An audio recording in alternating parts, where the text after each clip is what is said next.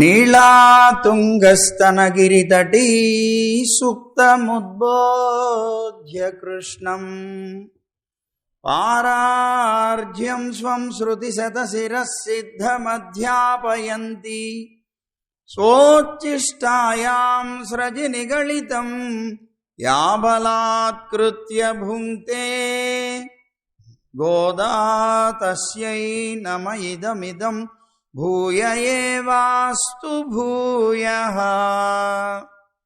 శ్రీరంగసింహగిరిదేశిక పాదసేవా ప్రాప్తాఖిల ద్రవిడ వేద రహస్య జాతం శ్రీ గౌతమాన్వయజమాశ్రిత భాగధేయం గోపాలదేశికమహం శరణం ప్రపద్యే.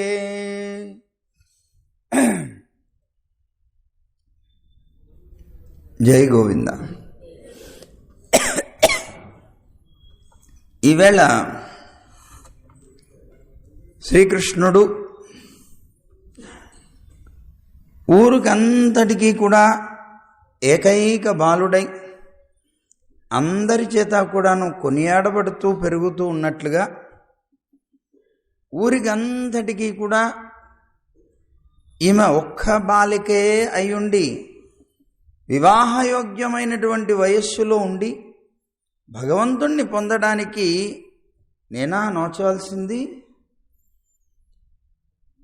ఇంతకు ముందు నిద్ర లేపినటువంటి ఆ గోపిక నోచిందేమో, కానీ నేను నోచక్కర్లేదు, ఆయనే నన్ను పొందడానికి నోచాలి అంటుంది టైం.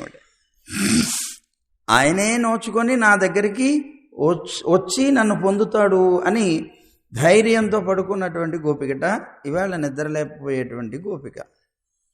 ఆవిడేమంటుందో విందాం. ఆవిడతో మన అమ్మ ఏమంటూ ఉంటే ఆవిడేమంటుందో. కత్తుక్కరవై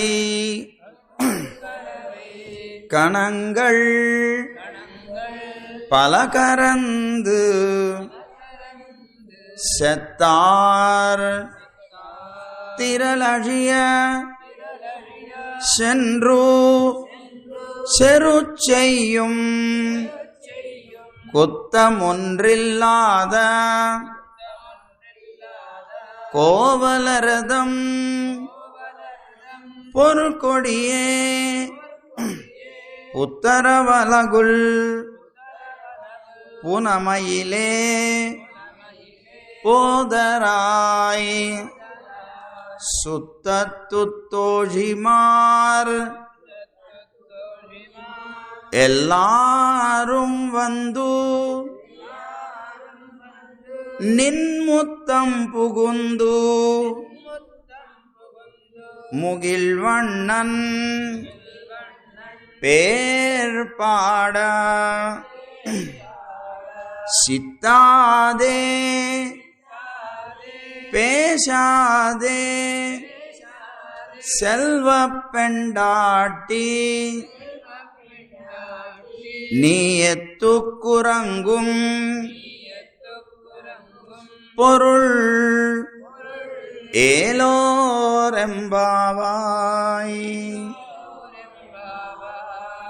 అంటున్నారు. ఈవేళ ఉన్నటువంటి ఆ గోపికని పొగుడుతున్నారు. ఎలాంటిదిట ఈ గోపిక అంటే, కత్తు కరవై కణంగళ్ పలకరందు, చిన్న చిన్న లేత దూడలు కలిగినటువంటి గోవులు అసంఖ్యాకంగా ఉన్నటువంటి గోపికట ఈవేళ ఉన్నటువంటి ఆమె. కత్తుక్కరవై అంటున్నారు అంటే లేత వయస్సు కలిగినటువంటి పశువుల యొక్క అన్నమాట. ఏమిటి లేత వయస్సు కలిగినటువంటి పశువులు? ఇవంటే చాలా ఇష్టంట పరమాత్మకి. శ్రీకృష్ణ పరమాత్మ చిన్న దూడల్ని ఒకసారి యశోదమ్మ పిలిచిందట కృష్ణుణ్ణి.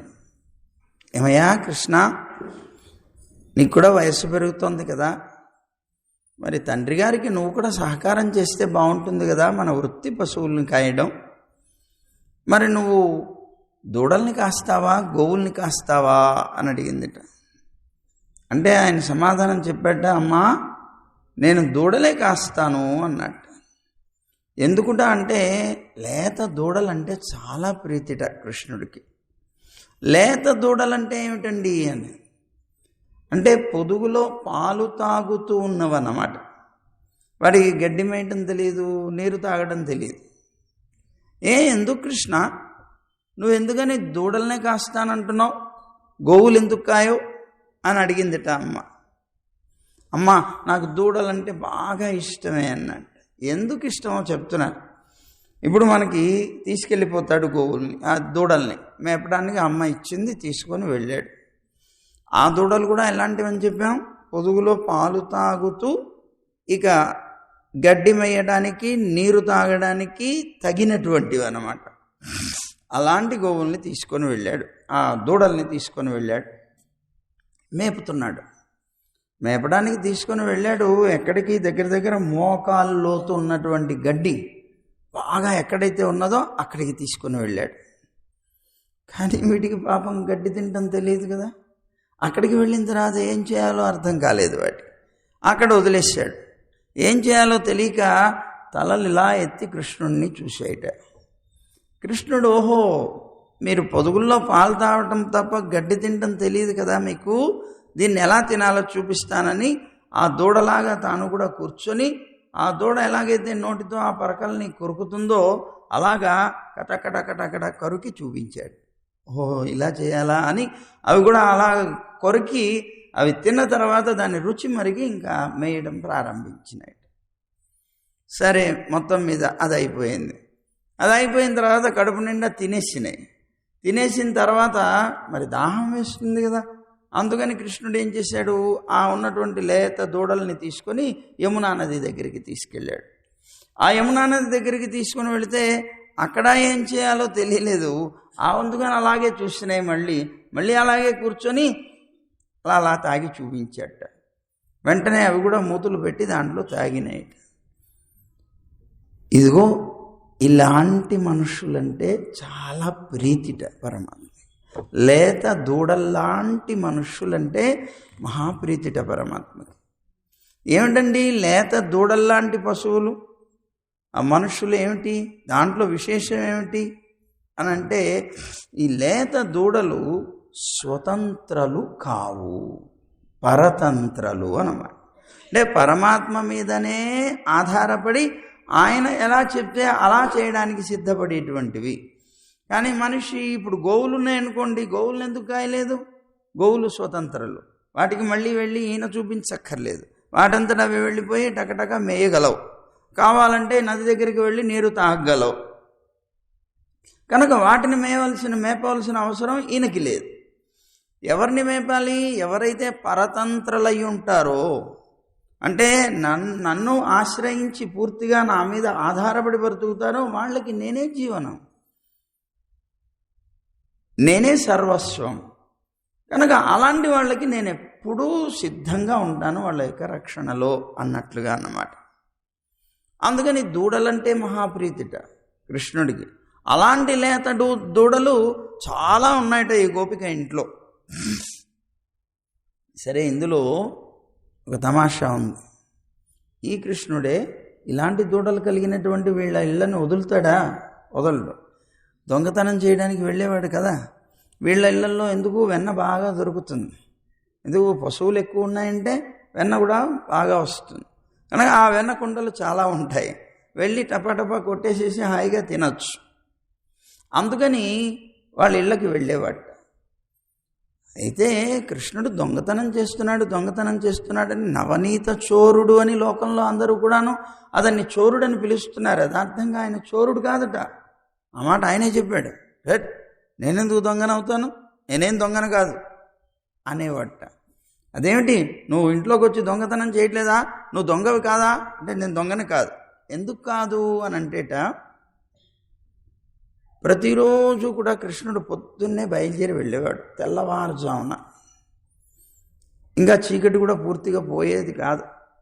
అలాంటి సమయంలో నిద్ర లేచి గోవుల్ని తోలుకొని గోపబాలురందరితో కలిసి వెళ్ళేవాడు. మరి గోపబాలు అందరూ వాళ్ళ ఇళ్లలో ఉంటారు కదండి, మంచి నిద్రలో ఉంటారు కదా, వాళ్ళందరూ ఎలా లేస్తారు అని అంటే, ఆయన దగ్గర ఒక కొమ్ము బుర్ర ఉంటుందట.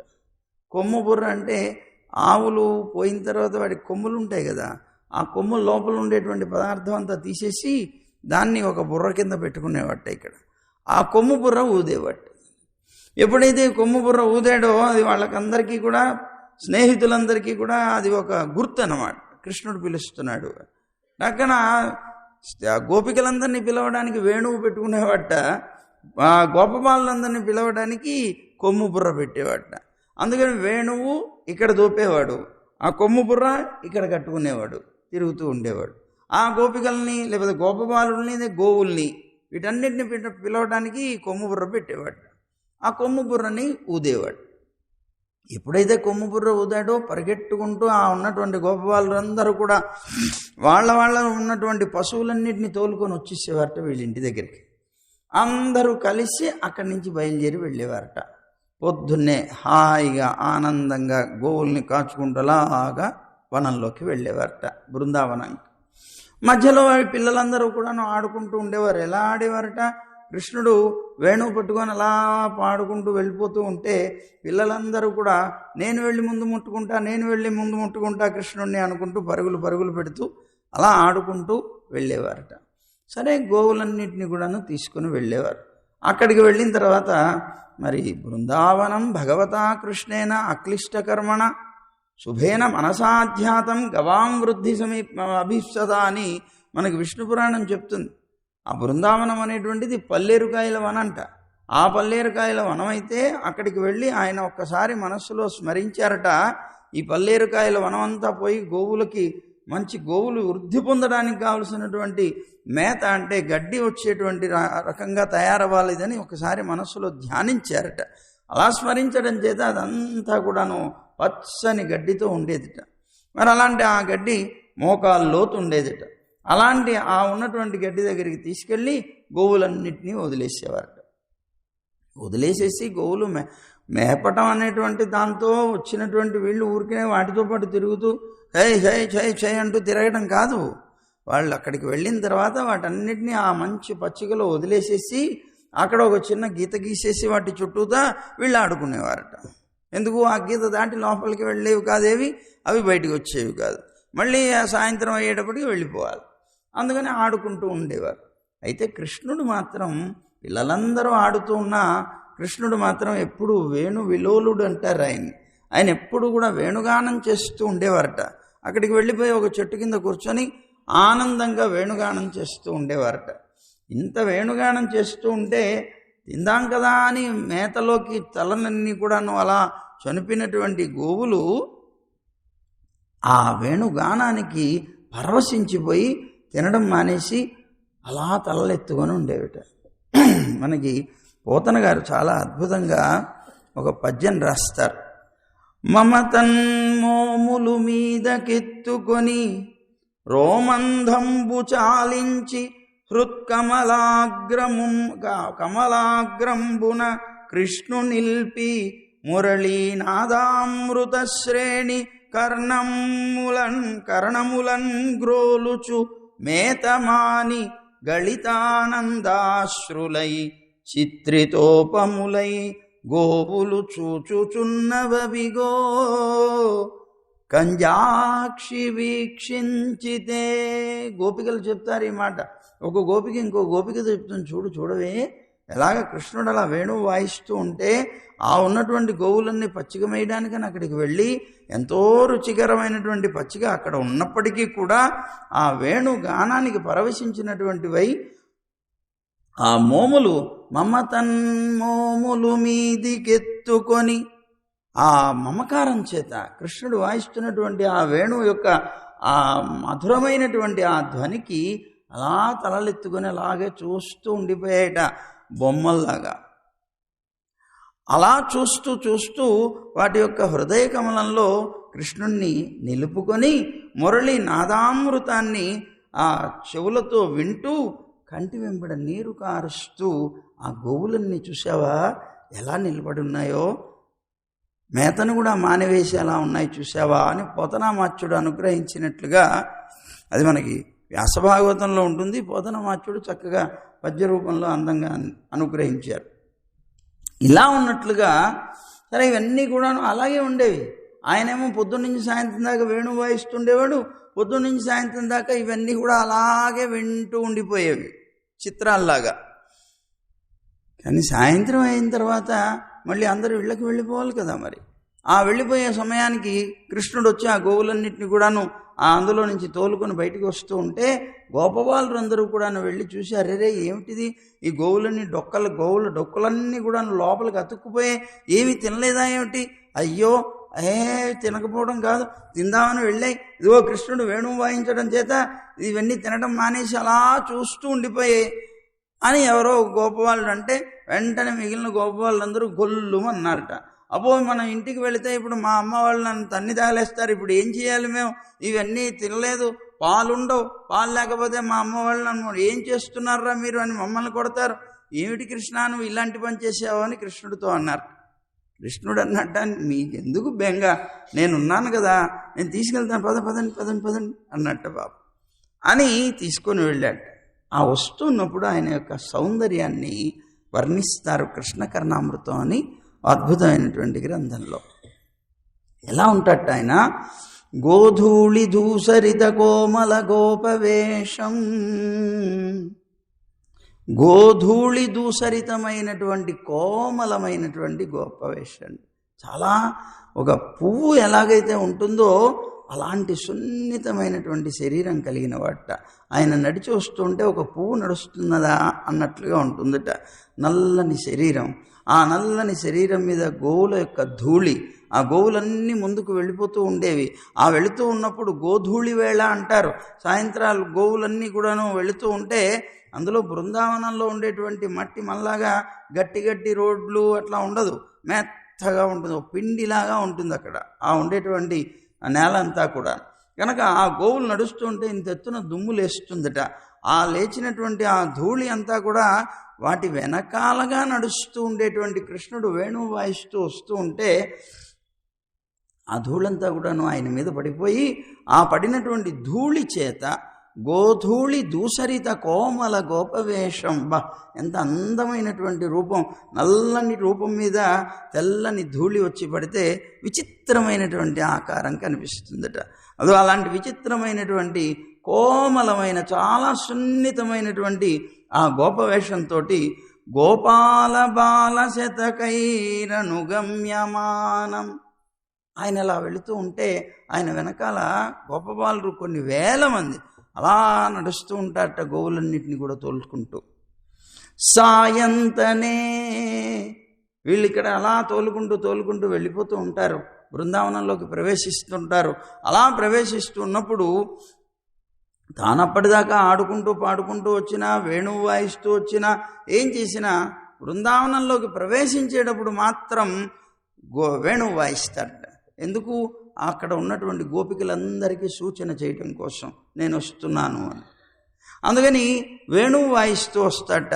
ఆ ఉన్నటువంటి గోపికలందరూ కూడా ఉదయం నుంచి తపించిపోతూ ఉంటారు. పాపం కృష్ణుడిని దర్శనం లేదు. కృష్ణుడు ఆ పశువుల్ని కాయడానికి వెళ్ళిపోయాడు అంటే మళ్ళీ సాయంత్రం వస్తే తప్ప దర్శనం లేదు. కానీ గోపబాలురు ఎంత భాగ్యవంతులో కదా, వాళ్ళందరూ కూడాను వారితో పాటే తిరుగుతూ, వారితో పాటే గంతులు వేస్తూ ఆడుకుంటూ ఎంత అద్భుతమైనటువంటి భాగ్యాన్ని పొందారో కదా అనుకుంటారు వాళ్ళు. అలా ఉండేటువంటి రీతిలో గోపబాలురు అందరూ గోవుల్ని తోలుకుంటూ ఇలా వస్తూ ఉంటే ఆ వేణు గానాన్ని విని ఒక్కసారి ప్రాణం లేచి వచ్చినట్లుగా గోపికలందరూ కూడాను ఏ పనులలో ఉన్నప్పటికీ ఆ పనులన్నీ ఆపేసుకొని పరుగులు పెట్టుకుంటూ బయటకు వచ్చేస్తారట. వీధుల్లో అటు ఇటు నిలబడతారట. కృష్ణుణ్ణి అలా ప్రేమతోటి చూస్తూ ఉంటారట. కృష్ణుడు కూడా అలా దారిలో వెళుతూ ఒక్కసారి అటు ఇటు తన కళ్ళతోటి వాళ్ళందరినీ కళ్ళతోటి పలకరిస్తూ అందరినీ చూసుకుంటూ అలా ముందుకు వెళ్ళిపోతూ ఉంటారట కృష్ణుడు వేణువు వాయిస్తూ. అలా అందరూ కూడా చూస్తూ ఉండగా, అలా వెళుతూ ఉండగా ఆ వెళ్ళినటువంటి కృష్ణుడు ఎక్కడికి వెళతాడు? నేరుగా తన ఇంటికి వెళ్ళట. మరి ఎక్కడికి వెళతాట? సాయంతనే, సాయంకాలం అది. ప్రతి గృహం పశుబంధనార్థం, ప్రతి ఇంటికి వెళతాట. ఆ గోపబాలురు ఉన్నారు కదా, వాళ్ళ ఇళ్ళకి వెళ్ళేవాట. వెళ్ళి ఇదిగో అబ్బాయి నీ పశువులేవి, ఇట్లా తీసుకురా, కట్టేయి, కట్టించేసేవాట. కట్టించేసి వెళుతూ వెళుతూ ఒక్కసారి పశువులన్నిటినీ ఒక్కసారి తన యొక్క అద్భుతమైనటువంటి శ్రీహస్తంతో అలా రాసేవట. ఎప్పుడైతే అవి అట్లా రాశాడో డొక్కలన్నీ అంతలా వచ్చేసి పొదుగులన్నీ ఇంతలా అయిపోయేవిట. అవన్నీ అలా వచ్చేసినటువంటి ఆ పాలతో అది అట్లా చేసేసి ఇంకో ఇంటికి వెళ్ళేవాడు, అక్కడ అలా చేసేవాడు. అలాగా అన్ని ఇళ్ళు తిరిగి తిరిగి తిరిగి తన ఇంటికి చేరేవాట. సాయంతనే ప్రతిగృహం పశుబంధనార్థం గచ్చంతమచ్యుత శిశుం ప్రణతోస్మి నిత్యం. గచ్చంతం అచ్యుత శిశుం, అలా వెళుతూ ఉన్నటువంటి అచ్యుతుడని పిలువబడేటువంటి కృష్ణుడు ఎవరైతే ఉన్నారో అతనికి ప్రణతోస్మి నిత్యం, నమస్కరిస్తున్నాను, నిత్యము కూడాను నమస్కరిస్తున్నామంటారు. అలాంటి ఆ కృష్ణుడు వెళ్ళి అలా చేసి వాళ్ళ ఇళ్లలో ఉన్నటువంటి గోవులన్నిటికీ కూడాను అంత అద్భుతంగా పాలని నింపి వస్తున్నాడు కదా. మరి ఇప్పుడు చెప్పండి, ఆ పాలు ఎవరివి? ఆ వెన్న ఎవరిది? చెప్పండి, ఎవరిది? మరి గోపికలదా? కాదు. దొంగ అతను కాదు. తన తన తన వస్తువు తాను స్వీకరిస్తున్నాడు, అది దొంగతనం ఎలా అయింది అని వాదించేవాట గోపికలు. అదిగో అలాగా. అయితే ఈ గోపికలకి అందరికీ ఇది తెలియదు కదా, కృష్ణుడు వచ్చి ఇలా చేసి వెళ్ళాడు దానివల్ల వచ్చింది అనేటువంటి విషయం తెలియదు కనుక వాళ్ళ ఇంటికి కృష్ణుడు వచ్చి దొంగతనం చేసి వెళ్ళాడు అనేది మాత్రమే వాళ్ళకి తెలుసు కనుక వాళ్ళందరూ పరిగెట్టుకుంటూ యశోదమ్మ దగ్గరికి వెళ్ళేవారు. ఓయమ్మ, నీ కుమారుడు మా ఇండ్లను పాలు పెరుగుమన నీయడమ్మ, పోయదమెక్కడికైనను అని గొడవ చేసేవారు. ఏమిటిది గొడవ? ప్రతిరోజు మా ఇంటికి వస్తాడు, వెన్న పాలు మిగడ అంతా దొంగతనం చేసిపోతాడు, మేము ఎక్కడికైనా వెళ్ళిపోతాం, ఈ ఊళ్ళో బతకలేని తల్లి, మేము వెళ్ళిపోతాం అని గొడవ పెట్టేవారు. దొంగలు వీళ్ళందరూ యథార్థంగా రోజు కూడాను పాలు తీసి పెరుగు చిలికేటప్పుడు వాళ్ళు అనుకుంటారట, ఇవాళ మా ఇంటికి వస్తే బాగుండు కృష్ణుడు, ఇవాళ ఈ వెన్న ముద్ద అతను తింటే బాగుండు అనుకుంటూనే చేస్తారట. చివరికి ఆ కృష్ణుడు ఇలా వచ్చి చేసిన తర్వాత ఏమో వాళ్ళ అమ్మ దగ్గరికి వెళ్ళి పితృలు చెప్తారట. అలాంటి వారు అప్పుడు అంటారట, రాచబిడ్డడైన రవ్వమేలే అంటారట. ఇప్పుడు రాచబిడ్డడు కదా, అంటే రాజుగారి కొడుకు కదా, నందుడు రాజు కదా మరి ఆ రేపల్లెకి, కనుక రాచబిడ్డడైన రవ్వమేలే, ఏమిటి గొడవ అంతా అని గొడవ పెట్టేవారట. అంటే ఆయన అపహరించడం దోషం కాదా అంటే దోషం కాదు, కానీ పాపం పేరు పడ్డాడంతే నవనీత చోరుడు అని. ఎందుకండి అలా పోని తన వస్తువే అనుకుందాం కొంచెంసేపు, పర్వాలేదు. దొంగతనం ఎందుకు చేయాలండి? అలా ఎందుకు చేయాలి అంటే వాళ్ళని అడగచ్చు కదా, వాళ్ళ దగ్గరికి వెళ్ళి నాకు పెట్టమని అడగచ్చు కదా. ఇక్కడ మనకి బృందావనంలో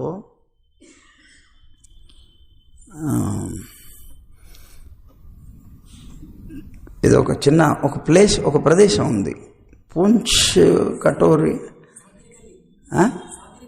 ఇక కాదు పూంచ్ కటోరి అని ఒకటి ఉంది, ఒక ప్రదేశం ఉంది.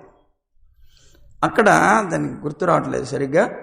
ఆ ప్రదేశం దగ్గరికి, అంటే ఆ ప్రాంతాలకి కృష్ణుడు పశువులు కాయడానికి వెళ్ళినప్పుడు, చిన్న పిల్లవాడు దూడల్ని కాయడానికి వెళ్ళినప్పుడు అక్కడ గోపికలు ఉండేవారు కదా, వాళ్ళ ఇల్లు, వాళ్ళ ఇంటికి వెళ్ళేవాట. వెళ్ళి వెన్న పెట్టవా అని అడిగేవాడు. ఆయన చిన్న చేతులు, ఆ చేతుల్లో వెన్న ఏం పడుతుంది, అందుకని గోపికలు అనేవాట, నీ చిన్న చేతులు కదా, నీకు వెన్న ఏం చేతిలో పడుతుంది, ఏదైనా కటోరీ తెచ్చుకో, ఒక గిన్నె తెచ్చుకో అనేవారట. గిన్నెలు ఎక్కడ దొరుకుతాయి? అందుకని పరిగెట్టుకుంటూ వెళ్ళిపోయి అక్కడ కదంబ వృక్షం ఉంది, ఆ కదంబ వృక్షం దగ్గరికి వెళ్ళి కదంబ వృక్షం మీదకి పిల్లలందరూ ఎక్కి అక్కడ ఉండేటువంటి ఆకుల్ని తీశారు. ఆకుల్ని తీసి ఆకుల్ని దొన్నెల కింద చేసుకొని వెళ్ళేవారట పరిగెట్టుకుంటూ. 1-2 రోజులు జరిగిపోయిన తర్వాత ఆ చెట్టు రోజు వీళ్ళు వచ్చి నా ఆకులు తీసుకొని దొన్నెలు చేసుకుంటున్నారే, అయ్యో వీళ్ళకి ఇంత కష్టం కలిగిస్తున్నానని ఆ చెట్టే ఆ దొన్నెల రూపంలో ఆకుల్ని సృష్టించింది. అది ఇప్పటికి కూడా మనం అక్కడికి వెళితే కొన్ని ఇప్పటికీ ఆకులు దొన్నెల్లాగా కొన్ని కనిపిస్తాయి మనకి. అలాంటిదా ఆ దొన్నె రూపంలో అయిపోయింది. ఆ దొన్నె తీసుకుని వెళ్ళి ఆ కృష్ణుడికి వెన్న పెట్టేవారట, వచ్చేసేవారట. అట్లా మన రేపు బృందావన యాత్ర కూడా ఉంది, రేపు ఫిబ్రవరి 29వ తారీఖు నుంచి 10 రోజుల పాటు. సరే, ఇలా ఉంటుందన్నమాట. ఇక్కడ ఏమంటున్నారంటే, నువ్వు అలాగ వెన్నని అడిగి తీసుకుంటే దోషం లేదు కదవయ్యా, దొంగతనం ఎందుకు చేస్తున్నావు అని అంటేట ఆయన చెప్తాడట, మీకు శాస్త్రం తెలీదా? ఏమిటి శాస్త్రం? ఉత్తమం స్వార్జితం విత్తం, మధ్యమం పితురార్జితం, అధమం భ్రాతృవిత్తంచ స్త్రీ విత్తం అధమాధమం. శాస్త్రం ఉంది కదా అంటాట. ఏమిటి శాస్త్రం అంటే, ఉత్తమం స్వార్జితం విత్తం, ఎప్పుడైనా తన సొంతగా తాను సంపాదించుకున్నటువంటి ధనం ఉత్తమమైనటువంటిదిట. కష్టపడి సంపాదించుకున్నటువంటి ధనమే ఉత్తమమైనటువంటి ధనంట. మధ్యమం పితురార్జితం, తల్లిదండ్రులు సంపాదిస్తే ఆ సంపాదించిన ధనంతో బ్రతకడం అది మధ్యమం. అధమం భ్రాతృవిత్తంచ, అన్నదమ్ముల యొక్క ధనాన్ని పొంది వాటితో జీవించడం అనేటువంటిది అధమంట, చాలా తక్కువ పంట అది. స్త్రీ విత్తం అధమాధమం, కనుక స్త్రీల దగ్గర నుంచి పొంది సుఖించడం అనేటువంటిది అధమాధం అంట అది. అందుకని కృష్ణుడు అంటాడు, నేను స్త్రీధనం వాళ్ళ దగ్గరికి వెళ్ళి వాళ్ళని అడుక్కోవడం ఏంటి బే, సొంతగా సంపాదించుకోవాలి, అందుకని దొంగతనం చేస్తా.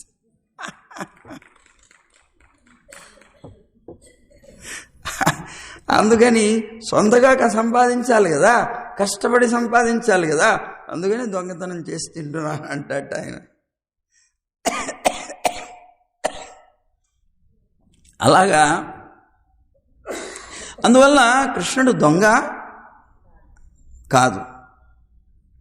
ఇక్కడ సరే సమయం పర్వాలేదనుకుంటే చెప్పేస్తాం, పర్వాలేదు. ఇక్కడ చిన్న రహస్యం ఉంది. ఆయనకి పేరేమిటి? నవనీత చోరుడు అని పేరు. నవనీతం అంటే వెన్న, చాలా సున్నితంగా ఉంటుంది కదా.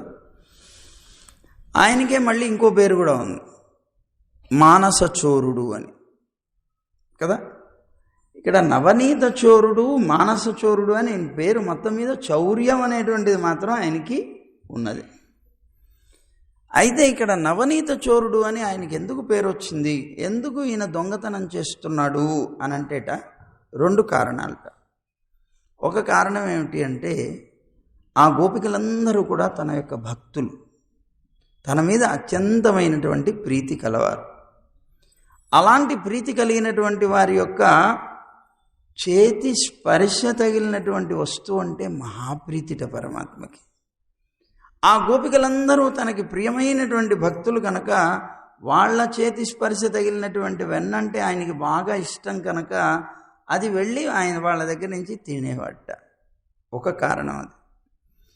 రెండవ కారణం ఏమిటి అంటే, మొన్న ఒకసారి కృష్ణ లీలలు చెప్పుకున్నాం మాయనై అనే పదాన్ని. అక్కడ అందరి ఇళ్లలోనూ దొంగతనం చేసి, ఆ దొంగతనం చేశాడని పిత్రి చెప్పినటువంటి గోపికలందరినీ కూడాను బుద్ధి చెప్పి గోపికలకి చేశాడని విన్నాం. అయితే ఇక్కడ ఆ ఉన్నటువంటి వెన్నని అపహరించి ఏం చేసేవాడు, ఇళ్ళకి వెళ్ళేవాడు.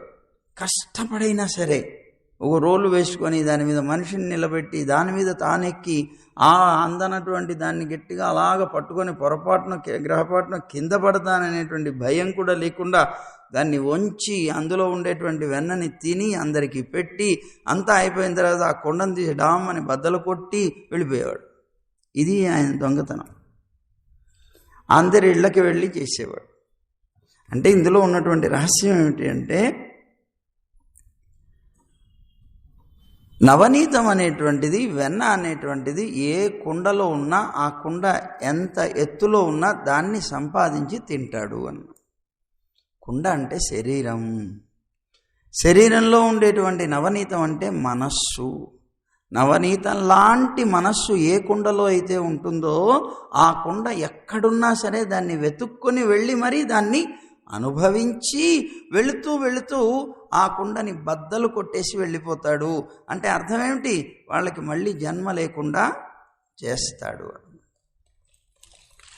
అదిట రహస్యం. మరి నవనీతం లాంటి మనస్సు కావాలి కదండి, వెన్న లాంటి మనస్సు ఉండాలి కదా. మరి మనస్సుకి వెన్నకి పోలికలు ఎట్లా అంటే, వెన్నకి 3 గుణాలు ఉన్నాయి. ఆ 3 గుణాలు మనస్సుకు ఉన్నట్లయితే వెన్న లాంటి మనస్సు అవుతుంది. ఏమిటండి ఆ 3 గుణాలు? తెల్లగా ఉంటుంది వెన్న కదా, తెల్లగా ఉంటుంది, మృదువుగా ఉంటుంది, దాంతోపాటు పరిమళంతో కూడినటువంటి మాధుర్యం కలిగి ఉంటుంది. ఏమండి, ఈ 3 లక్షణాలు కలిగినటువంటి వెన్న ఏ కుండలో అంటే ఏ మనస్సు, ఏ కుండ అని చెప్పబడే శరీరంలో ఉంటుందో అది ఎక్కడ ఎలా దాచిపెట్టబడ్డా కూడా దాన్ని తీసుకొని తాను అనుభవిస్తాట, వాటికి జన్మ లేకుండా చేస్తాడు. అయితే మరి తెల్లగా ఉండడం అంటే ఏమిటండి? మనస్సు తెల్లగా ఉండటం అంటే, వెన్న తెల్లగా ఉంది, మనస్సు కూడా మరి దాంతో సమానంగా పోల్చినప్పుడు తెల్లగా ఉండాలి కదా. తెలుపు అంటే సత్వగుణం. మనకి శాస్త్రం చెప్తోంది, సత్వగుణానికి, రజోగుణానికి, తమో గుణానికి 3 రంగులు పెట్టింది. ఆ 3 రంగుల్లో సత్వగుణం తెలుపు, రజోగుణం ఎరుపు, తమో గుణం నలుపు. ఏమండి, అలాగా తెల్లటిది అన్నప్పుడు అదిగో ఆ సత్వగుణం అన్నమాట. అంటే ఏ మనస్సుకైతే సత్వగుణం ఉంటుందో, సత్వగుణం అంటే ఏమిటండి? చాలా శాంతంగా ఉండడం. ఎంత శాంతంగా ఉండాలి? ఎవరైనా తిట్టినా సరే, కొట్టినా సరే మాట్లాడకుండా ఉండగలడు.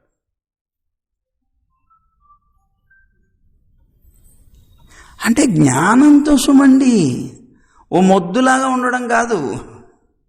జ్ఞానంతో మనం ఎటువంటి పరిస్థితుల్లో ప్రతిక్రియ ఇక్కడ చెయ్యకూడదు అనే జ్ఞానం కలిగి ప్రవర్తించాలి. అది శాంతం. అదే మన వాళ్ళు ఏదో చెప్తారు చూడండి, ఒక చెంపకేసి కొడితే ఇంకో చెంప చూపించాడని, అట్లా దాన్ని శాంత గుణం అంటారు. ఎవరు ఏమన్నా కూడాను మాట్లాడకుండా ఉండగలగడం. అది ఎట్లా సాధ్యం అండి? వాడు ఒకటి తిడితే 100 తిడితే కానీ నాకు తృప్తి ఉండదు అనుకుంటాం మనం. నిజమే, కానీ ఒక రహస్యం ఉంది ఇక్కడ. ఎవరైనా మనని తిట్టారనుకోండి, మనకి ఫ్రెండ్ వాడు. ఎవరైనా మనని పొగిడాడు అనుకోండి, వాడు మనకి శత్రువు, గుర్తుపెట్టుకోండి. కానీ పొగిడేవాళ్ళంటేనే మనకి బాగా ఇష్టం, తిట్టేవాళ్ళంటే ఇష్టం ఉండదు మనకి. ఎందుకండి? వీడు ఫ్రెండ్ ఏమిటి, వీడు శత్రువు ఏమిటి? వాడు మనం పొగుడుతున్నాడు కదా, వాడు మంచివాడు కదా, తిట్టేవాడు మంచివాడు కాదు కదా అనుకుంటాం మనం. కానీ ఇక్కడ ఏమంటుందంటే శాస్త్రం, నాయనా నిన్ను ఎవరైతే తిడతాడో వాడు నీ పాపాన్ని ఒకటి తీసుకుని వెళ్ళిపోతాడు. నిన్ను ఒకటి తిడితే ఒక పాపం వెళ్ళిపోతుంది, ఇది వాడి యొక్క అకౌంట్లోకి వెళ్ళిపోతుంది. 2 తిడితే 2, వాడు ఒక్కటి తిడితే మనం 100 తిట్టామనుకోండి, వాడికి మన దాంట్లోంచి 1 వెళుతుంది, వాడి దాంట్లోంచి 100 వస్తాయన్నమాట. అర్థమైందే? అందువల్ల ఎవరైనా తిడుతున్నా నువ్వు కామ్గా ఊరుకున్నావు, శాంతంగా ఊరుకున్నావు అనుకో, నీకేం బాధ లేదు. తిట్టిన వాడికే నీ పాపాలన్నీ పోతాయి, ఇబ్బంది లేదు దాన్ని. వాడి ఫ్రెండే కదండి. ఏమంటే ఎవరికైనా డబ్బు ఇస్తాను నా పాపాలు పంచుకుంటే పంచుకుంటాడు ఎవడైనా? అబ్బే, సొంత భార్యే పంచుకోలేదు. మరి వాల్మీకి చరిత్రలో అదే కనిపిస్తుంది. సొంత భార్యే, నా డబ్బంతా కూడా మరి మీరు అనుభవిస్తున్నారు కదా, దాన్ని సంపాదించడానికి నేను ఎన్నో పాపాలు చేస్తున్నాను, మరి ఆ పాపాలు కూడా పంచుకోండి అంటే, నీ బాధ్యత అది మమ్మల్ని పోషించడం. నువ్వు ఎలా సంపాదించావో నాకెందుకు, నువ్వు సంపాదించి పెట్టావా లేదా నాకు కావాలంతే, అవన్నీ నువ్వే అనుభవించావు, మాకు సంబంధం లేదంటారట వీళ్ళు. అర్థమైందండి? కనుక మరి సొంత భార్యే పంచుకోనటువంటిది వాడు ఎంతో ఆప్యాయంగా నీ దగ్గరికి వచ్చి నిన్ను తిట్టి నీది పాపాన్ని పంచుకుంటుంటే ఇంకా ఏమిటి నీకు బాధ? ఆనందంగా నువ్వు వాడు తిడుతూ ఉన్నప్పుడు నవ్వుతూ ఉన్నావు అనుకో, ఇంకా ఆనందంగా 1, 2 వెళ్ళిపోతాయి వాడి దగ్గరికి. అట్లా అని అందరి చేత తిట్టించుకోకండి.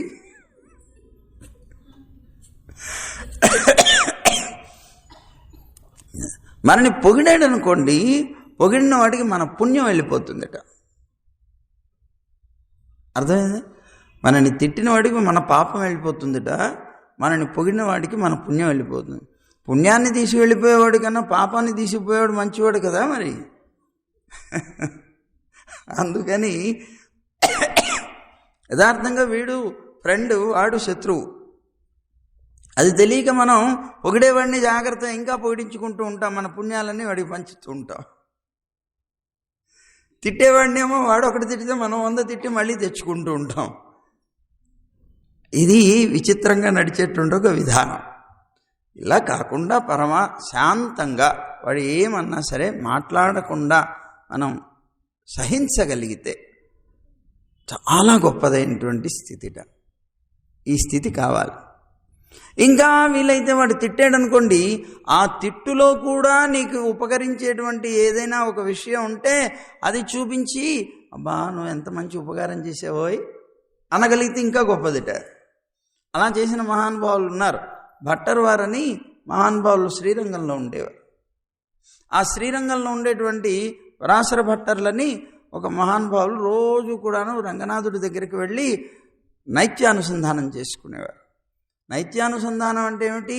మన నీచత్వాన్ని చెప్పుకోవడం, తక్కువతనాన్ని పరమాత్మ దగ్గర ఎప్పుడు విన్నపం చేయాలట. మనం అసలు తక్కువతనం చెప్పుకోవడానికి ఇష్టమే పడం. మనం ఎవరి దగ్గరికి వెళ్ళినా ముందు మన గొప్పతనాలన్నీ వాళ్ళ దగ్గర ఏకరో పెట్టాలి. మనం పెట్టిన తర్వాత వాడు మీరు అలాంటి వాళ్ళ అలాగా అంటే అనుకోవాలి. ఇది మన దగ్గర ఉన్నది. కానీ భగవంతుడి దగ్గరికి కానీ, గురువుల దగ్గరికి కానీ, భాగవతోత్తముల దగ్గరికి కానీ వెళ్ళినప్పుడు మనం ఎటువంటి పరిస్థితుల్లో మన గొప్పతనాన్ని చెప్పుకోకూడదు, బయటపరచకూడదుట. వాళ్ళ దగ్గర ఎప్పుడూ ఏమీ తెలియనటువంటి వాడిలాగానే మనం ఉండాలి. ఇంకా వీలైతే మన దగ్గర ఉన్నటువంటి దోషాలన్నీ వాళ్ళ దగ్గర చెప్పుకొని, నా దగ్గర ఇలా ఉన్నాయండి, మీరు ఏదో కొద్దిగా మంగళాశాసనం చేసి ఈ దోషాలన్నీ పోయి ఇతను కూడా పరమాత్మ, ఈ జీవుడు కూడా పరమాత్మను పొందేలాగా అనుగ్రహించండి స్వామి అని కోరుకోవాలి. ఈ మధ్య కాగజనగర్ అని ఊరు వెళ్ళాము. అక్కడ 4 మాసాలు అక్కడ ఉండి భాగవత సంబంధమైనటువంటి ప్రవచనాలు జరిగాయి. అక్కడ చాతుర్మాస్యం అంత భాగవతోత్తములండి. ఆ కాగజనగర్ వాడే నారాయణ ప్రసాద్ అసవా, అందరు చాలామంది భాగవతోత్తములు. ఎలా ఉంటారు అంటే వాళ్ళందరూ కూడా మా దగ్గరికి వచ్చి, స్వామి మేము వచ్చేస్తున్నప్పుడు ఇంత చీటీలు ఇచ్చారు వాళ్ళు, పేపర్స్. ఏమిటి ఆ పేపర్స్ అని అంటే, మాలో ఈ దోషాలు ఉన్నాయి, ఈ దోషాలన్నీ పోవడం కోసం మీరు మాకు ఈసారి వచ్చినప్పుడు మా దోషాలన్నీ పోయేలాగా మాకు మంగళాశాసనం చేయాలి. ఆశ్చర్యం. చిన్నపిల్లల దగ్గర నుంచి పెద్దవాళ్ళ దాకా అందరూ కూడాను చీటీలు ఇచ్చారండి. దాంట్లో ఎన్నున్నాయి పాయింట్స్కి రాసి. అది అలా ఉండాలి. అంతేగాని మనం మన దగ్గర ఉన్నటువంటి గొప్పదనాలే ఎక్కువగా ప్రదర్శించుకుంటూ ఉంటాం. పెద్దల దగ్గర కానీ పెరుమాళ్ళ దగ్గర కానీ అలా ప్రదర్శించుకుంటే నీలో ఉండేటువంటి దోషాలని పోగొట్టుకునేటువంటి అవకాశాన్ని కోల్పోతావు. ఎవరైతే తీసివేయగలరో వాళ్ళ దగ్గర అవి తీయించేసుకోవాలి. ఇప్పుడు డాక్టర్ దగ్గరికి వెళ్ళి రోగాన్ని దాచుకుంటే ఉపయోగం ఏమైనా ఉంటుందా? ఏమి ఉపయోగం ఉండదు. తన రోగాన్ని తప్పనిసరిగా డాక్టర్ దగ్గర చెప్పాలి. చెప్పినప్పుడే రోగానికి చికిత్స చేయగలుగుతాడు. అలా అన్నమాట. అందుకని వీరు భట్టర్ వారు చాలా గొప్పవారు, మహానుభావులు, ఆచార్యులు. వారు ఎంతోమంది శిష్యులకి ఉపదేశాలు చేస్తున్నారు. కానీ భగవంతుడి యొక్క సన్నిధి దగ్గరికి వెళ్ళినప్పుడు, నేను ఒక గురువుని, నేను ఇంతమంది శిష్యుల్ని అనుగ్రహిస్తున్నాను, ఇలాంటి భావం ఎప్పుడు ఉండేది కాదట. ఒక దాసుల్లాగా ఉండి వారు అనుకుంటూ ఉండేవారట, న ధర్మనిష్టోస్మి న చాత్మవేదీ న భక్తిమాన్ త్వచ్చరణారవిందే అకించనో అనన్యగతి శరణ్యా త్వత్పాదమూలం శరణం ప్రపద్యే అనుకునేవారు. అలా నైత్యానుసంధానం చేశారు. నైత్యానుసంధానం చేసుకొని మొత్తం మీద వచ్చేవారట. ఇంకొక శ్లోకం కూడా చదువుకునేవారు.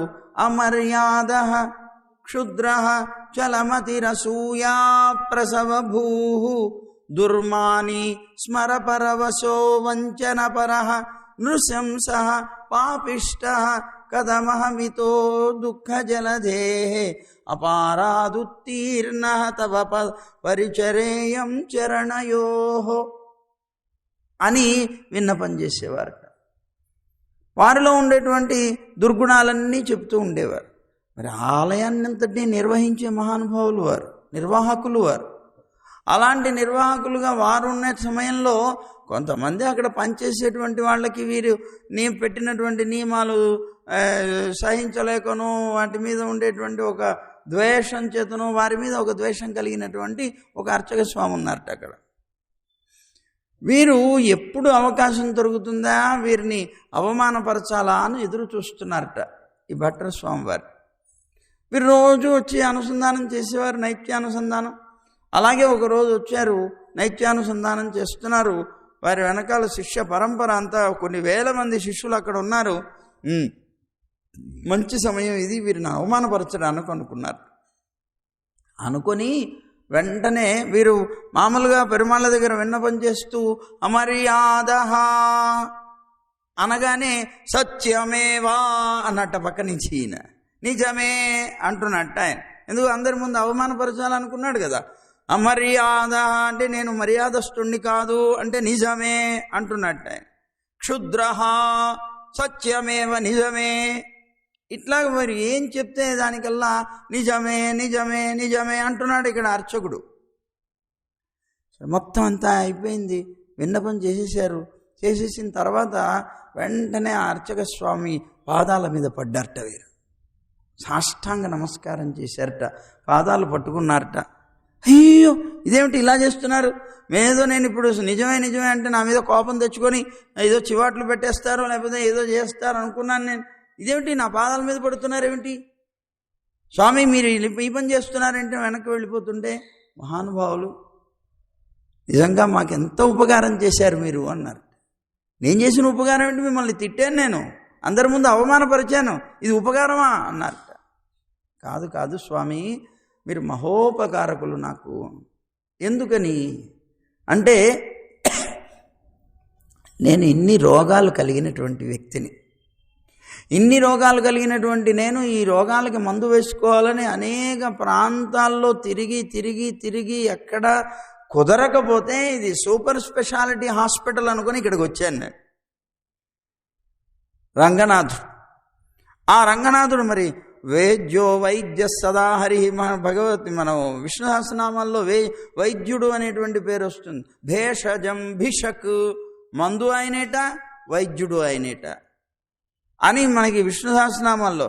మరి మహావైద్యుడు, అలాంటి మహావైద్యుడు అంటే సూపర్ స్పెషాలిటీ హాస్పిటల్ ఇక్కడికి వచ్చాను. ఇక్కడికి వచ్చి నా రోగాలన్నీ రోజు ఏకరవు పెడుతున్నాను పరమాత్మ. అయ్యో నేను ఇన్ని రకాల ఏకరవు పెడుతున్నా, నా మీద ఇంకా చికిత్స ప్రారంభించలేదండి. ఆయన రిపోర్ట్స్ అడుగుతున్నాడు. నువ్వు ఎక్కడెక్కడ చూపించావు, నీకు ఈ రోగాలు ఉన్నాయంటానికి రిపోర్ట్స్ ఏవి అని అడుగుతున్నాడు. అంటే సాక్ష్యాలు అన్నమాట. నాకు ఇంతకాలం సాక్ష్యం చెప్పేవాడు ఎవడు దొరకలేదు, ఇవాళ మీరు దొరికారు. నిజమే నిజమే నిజమే అని భగవంతుడి దగ్గర నొక్కి ఒక్కడి నుంచి చెప్పారు, నాలో ఈ దుర్గుణాలు ఉన్నాయి అని, నాకు ఎన్ని రోగాలు ఉన్నాయి అని మీరు సర్టిఫికేట్ ఇచ్చారు నాకు. ఇక్కడి నుంచి ఆయన చికిత్స నా మీద ప్రారంభం అవుతుందని నేను చాలా ఆనందపడుతున్నాను. మీరు నాకు చేసినటువంటి మహోపకారం నేను మోక్షానికి వెళ్ళడానికి కారణం అవుతుంది. నాలో ఈ దుర్గుణాలని పోయినప్పుడే నేను మోక్షం పొందాలి. ఆయన చికిత్స ప్రారంభిస్తేనే కదా నాకు ఈ దుర్గుణాలని పోవాలి. చికిత్స ప్రారంభించాలంటే సాక్ష్యం కావాలంటున్నాడు. సాక్ష్యం ఎవరు చెప్పారు? మా శిష్యులు. వీళ్ళందరూ శిష్యులు అవడం వల్ల వాళ్ళు ఎప్పుడు కూడా ఈ సాక్ష్యం చెప్పరు, నా మీద చెడుగా చెప్పట్లేదు. అబ్బా మీరు దొరికారని నమస్కరించాను. మహాప్రభో, ఇంత మహానుభావులను తెలియక నేను పొరపాటు పడ్డాను అని ఆయన కాళ్ళ మీద పడి వారికి శిష్యుడయ్యేటవాడు. ఇది శాంతం అంటే, సత్వగుణం అంటే ఇది.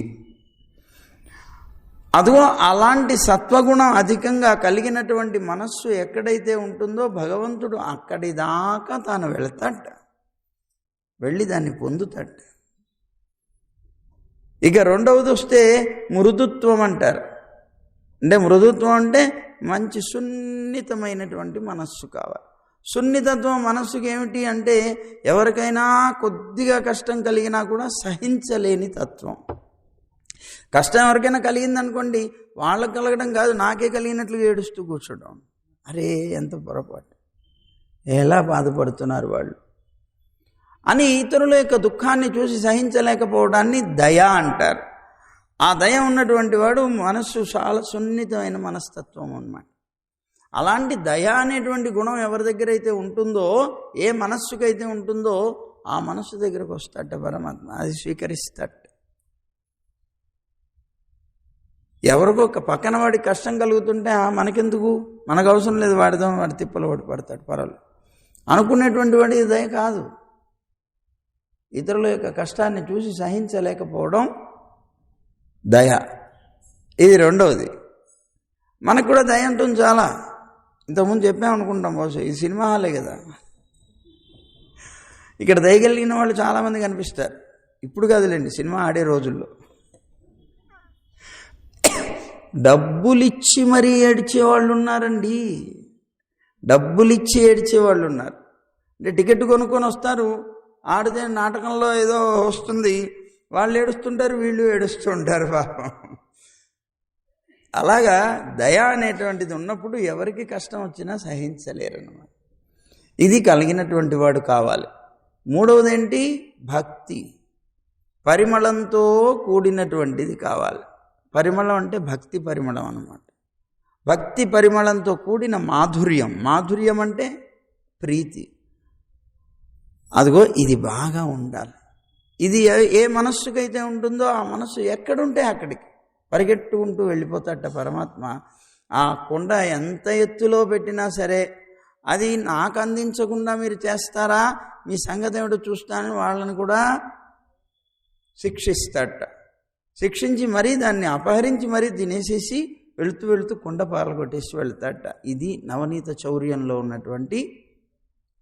మరి ఇప్పుడు మనస్సుని దొంగతనం చేస్తున్నాడు కదా, వెన్నలాంటి మనస్సుని తాను స్వీకరిస్తున్నాడు కదా, అందుకని మానసచోరుడు అని కూడా పేరు వచ్చింది.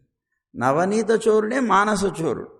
అదిగో అలాగా లోకంలో ఉండేటువంటి జీవకోటిని అంతటినీ కూడా ఉద్ధరించడం కోసమే పరమాత్మ వచ్చి ఈ లీలలు అనేటువంటివి చేస్తున్నారు అన్నమాట. అంతేగాని మనకిలాగా ఏదో సామాన్యమైనటువంటి ఒక మానవుడు కర్మ వల్ల వచ్చినటువంటి ఈ పనులు చేసేలాగా భగవంతుడు చేస్తే ఆయన అవతారానికి మనం పుట్టడానికి తేడా లేదు. ఆయన వచ్చారు, ఆయన ఏదైనా కర్మ చేస్తున్నారంటే దాంట్లో చాలా గొప్ప రహస్యం ఉంటుంది, అంతరార్థం ఉంటుంది. అదిట కారణం. అందువల్ల ఆ నవనీత చోరుడని అనిపించుకోవడానికి కూడా సిద్ధపడ్డాడు బాబు. చూడండి ఎంత ఆశ. నవనీత చోరుడని అనిపించుకోవడానికి కూడా సిద్ధపడి మరీ అలాంటి కార్యాన్ని చేసినటువంటి వాడు. అదిగో అలా ఉండేటువంటి కత్తుక్కరవై కణంగళ్ పల, కణంగళ్ పల అంటున్నారు. కణంగళ్ అంటే గణములు అన్నమాట. ఆ దూడలు కూడా గణాలు గణాలుగా ఉండేవిట. గణాలు గణాలుగా ఉంటే ఆ గణాలు ఎన్నో కూడా లెక్క పెట్టలేనన్ని గణాలు ఉండేవిట. పల అంటే అనేకములైనటువంటి అని అర్థం. పలకరంద్, అలా ఉండేటువంటి అనేకమైనటువంటి గణాలు గణాలుగా ఉన్నటువంటి వాటి యొక్క పాలు పితగాలంటే సామాన్యం చెప్పండి. అన్ని గోవులకి పాలు పితకడం అంటే సామాన్యం కాదు. ఎలా ఉంటుంది అంటే అనేక మంది కలిసి చేయవలసినటువంటి పనుల్ని ఒక్కడే నేర్పు కలిగినటువంటి వ్యక్తి చేస్తే అబ్బా వీడు 100 మంది పెట్టురా బాబు, వీడు ఒక్కడుంటే చాలు అనుకుంటాను, చూసారా? అలాగే ఒకే బ్రాహ్మణుడు వేదాన్నంతటినీ కూడా సాంగంగా అధ్యయనం చేసినట్లుగా, లేకపోతే ఒక క్షత్రియుడు ఒక్కడే ఆ వయస్సు నిండడానికి ముందుగానే అదిగో శ్రీరాముడో అభిమన్యుడో మొదలైనటువంటి వాళ్ళలాగా యుద్ధాన్ని చేసినట్లుగా పరమాత్మ ఒక్కడే లోకంలో ఉండేటువంటి ఆత్మవర్గం యొక్క కర్మానికి అనుగుణంగా నామాన్ని రూపాలని అన్నిటినీ కలగజేసి అనేక నియమాదులతో లోకాన్ని అంతటినీ కూడా నడిపిస్తున్నట్లుగా, అంటే సమర్థుడైనటువంటి వాడు ఒక్కడుంటే చాలు ఎన్నైనా చేయగలుగుతాడు అన్నట్లుగా ఈ గోపిక ఇంట్లో కూడా ఈ ఉన్నటువంటి గోవులన్నిటినీ కూడా సమర్థవంతంగా నిర్వహించగలిగేటువంటి వాళ్ళు, పాలు పితికి చేసేటువంటి వాళ్ళు ఉన్నారు. అందుకని మన అమ్మే అంటుందంటే పలకరంద్ శతార్, అలాంటి పశువులు కలిగినటువంటిది, ఆ పశువుల యొక్క పాలన పితకడానికి కావలసినటువంటి సామర్థ్యం కలిగినటువంటి వ్యక్తులు కలిగినటువంటి ఇంటిలో పుట్టినదానా అని ఒకటి. శతార్ తిరలజియచ్చెన్రు సెరుచెయ్యం అన్నది, శతార్ అన్నది. శతార్ అంటే శత్రువులు అన్నమాట. ఆ శత్రువుల యొక్క అని చెప్తున్నారు. శత్రువుల యొక్క తిరలజియాన్, తిరలంటే బలం, ఆ బలం అంతా కూడా నశించిపోయేలాగా. ఏమండి, వీళ్ళంతా కులంలో పుట్టినవారు, కృష్ణుడి దగ్గర ఉన్నవాళ్ళు కదా, వీళ్ళకు కూడా శత్రువులు ఉంటారా?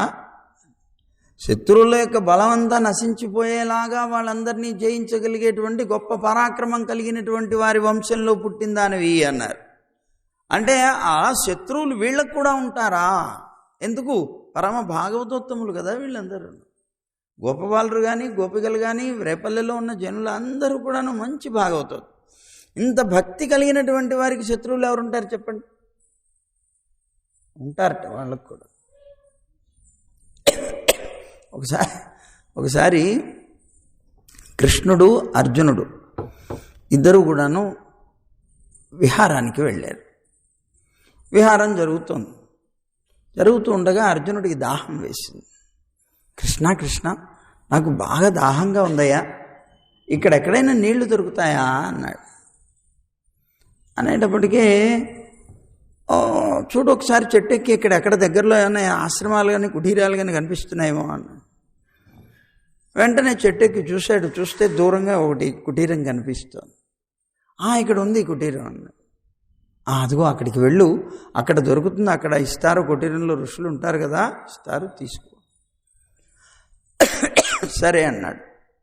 బయలుదేరి వెళ్ళబోతుంటే కృష్ణుడే, అర్జున ఏమిటన్నాడు. జాగ్రత్త, అక్కడికి వెళ్ళి నువ్వు ఆ ఋషిగారిని అడిగేటప్పుడు మాత్రం నీ పేరు మాత్రం చెప్పబోకు అన్నాడు. నువ్వెవరివి అని నిన్ను అడిగితే నీ పేరు మాత్రం ఆయనకి చెప్పకు అన్నాడు. ఎందుకో తెలియలేదు. సరే కృష్ణుడు చెప్పాడు కదా, వచ్చేసాడు బాబు. అలా వెతుక్కుంటూ ఆ కుటీరం దగ్గరికి వెళ్ళాడు. ఆ కుటీరం దగ్గరికి వెళితే అక్కడ ఒక మహానుభావుడు, ఒక ఋషి కూర్చొని తపస్సు చేస్తున్నారు. ఆయన పక్కన పెద్ద కత్తి ఒకటి పెట్టుంది.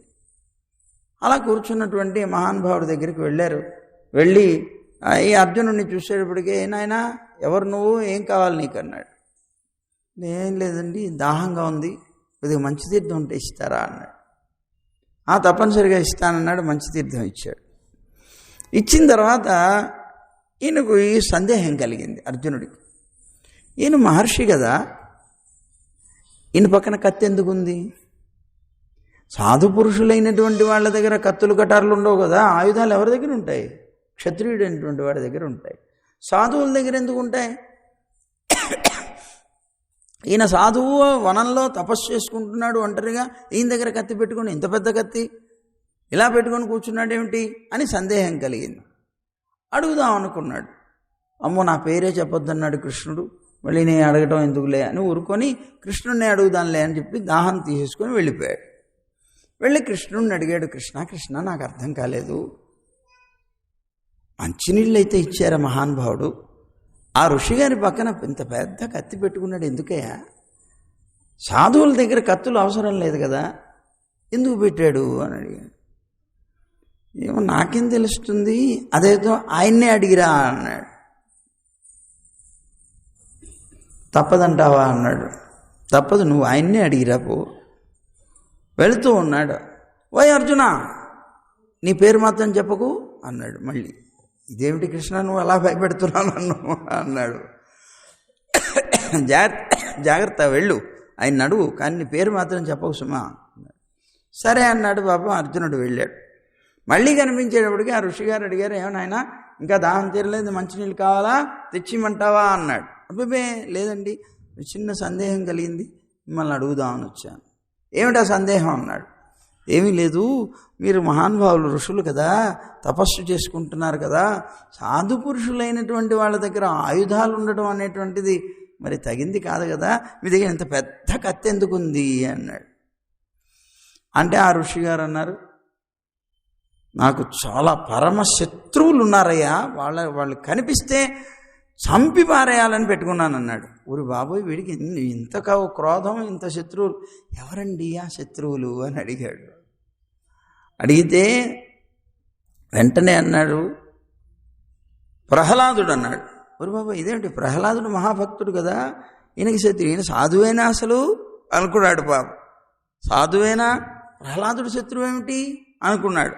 సరే బాగానే ఉంది, ఇంకెవరండి అన్నాడు. నారదుడు అన్నాడు. ఒరే, ఇదేమిటి, మహాభాగవతోత్తములైనటువంటి వాళ్ళందరినీ శత్రువు అంటున్నాడు, అర్థం కాలేదు. ఇంకెవరండి అన్నాడు. ద్రౌపది అన్నాడు. ఒరే, ద్రౌపదా అని వెనకడుగు వేశాడు కొద్దిగా. ఇంకెవరండి అన్నాడు. అర్జునుడు అన్నాడు. ఓరి బాప్రే, నేను కూడా శత్రువుని అయ్యానా ఈయనకి అనుకున్నాడు. వెంటనే అడిగాడు, పాపం, ఎందుకండి మీకు శత్రువులు వాళ్ళు అన్నాడు. అని అంటే అప్పుడు ఆయన చెప్పారు కదా సమాధానం. ముందు ప్రహ్లాదుడు అన్నాను కదా, ప్రహ్లాదుడు పరమశత్రువు నాకు అన్నాడు. తను కనిపిస్తేనా అన్నాడు.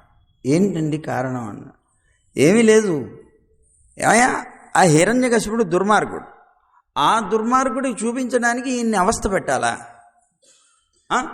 వాడు అడిగాడు, వెర్రివాడు, ఏంటి నువ్వు అనుకునేటువంటి ఆ విష్ణు ఎక్కడున్నాడో అంటే, ఇందుగలడందు లేడను సందేహము వలదు చక్రి సర్వోపగతుండు. ఎందుకండి అలా చెప్పాలి? ఎప్పుడైతే ఈ మాట అన్నాడో వెంటనే పరిగెట్టుకుంటూ పెరుమాళ్ళు వచ్చి అక్కడంతా కూడాను, పాపం ఆ స్తంభంలో ఎంతసేపు అలా ఇరుక్కుని కూర్చున్నాడు. పాపం మా స్వామి ఎంత కష్టపడ్డాడో నా స్వామి ఆ రోజు. ఆ స్తంభంలో ఎక్కడ అడుగుతాడో తెలియదు.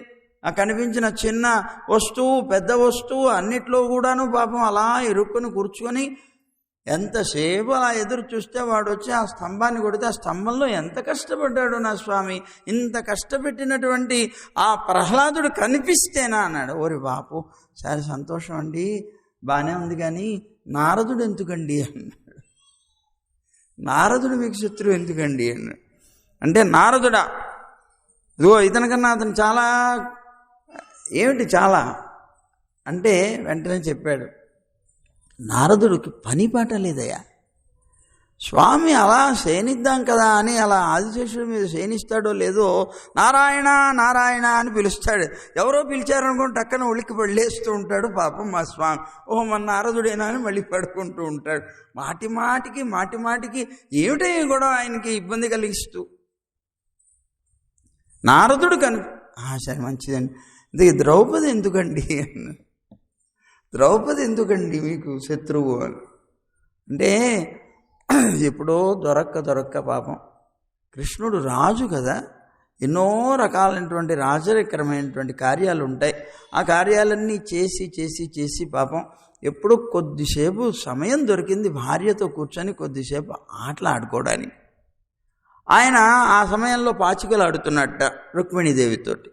ఆ రుక్మిణీదేవితో పాచికలు ఆడుతుంటే కొంపలు అంటుకుపోయినప్పుడు తన భర్తలు అక్కడే ఉన్నారు కదా, ఆ భర్తలందరి చేత రక్షింపజేసుకోవచ్చు కదా, ఏమిటి కొంపలు అంటుకుపోయినట్టు వెంటనే గట్టిగా పిలిచి ఆయన్ని ఏమంటారు, శంఖచక్ర గదాపాణే ద్వారకా నిలయ అచ్యుత గోవింద పుండరీకాక్ష రక్షమాం శరణాగతాం అని పిలిచింది ద్రౌపది. కొద్దిసేపు కూడా మా స్వామికి అసలు విశ్రాంతి అనేది అవసరం లేదా? ఎప్పుడు ఇలాంటి వాళ్ళ గొడవల కోసం పరిగెట్టుకుంటూ వచ్చి వాళ్ళ గొడవలు తీర్చడమే పనే.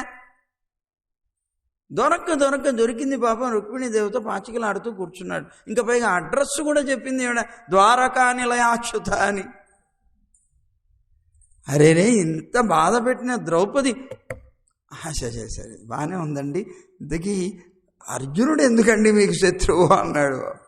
వీళ్ళందరూ ఒక ఎత్తు, వాడొక్కడొక ఎత్తు అన్నాడు. పాపం బాబాయ్, అంత మహాపరాధం ఏం చేశాడండి అన్నాడు అర్జునుడు. అంటే వెంటనే అన్నాడు కదా ఆయన, యుద్ధం చేయను అన్నాడు కృష్ణుడు. యుద్ధం చేయను, ఆవాహనం చేయను, ఆయుధం పట్టను అన్నాడు. సరే కృష్ణ, మంచిదే, నాకు నువ్వు నా పక్కన కూర్చొని కొద్దిగా ఏదైనా సలహాలు ఇస్తూ ఉండు అనొచ్చు. నువ్వు నాకు సారథివిగా అన్నాడయ్యా, నాకు సారథివిగా అన్నాడు. ఈ కాళ్ళ దగ్గర కూర్చుంటాడు ఆయన. నా స్వామిని తీసుకుని వచ్చి ఆయన కాళ్ళ దగ్గర కూర్చోబెట్టుకున్నాడా? సరే, ఇంత మటుకు అయితే పర్వాలేదు. రాజనీతి ఒకటి ఉన్నది.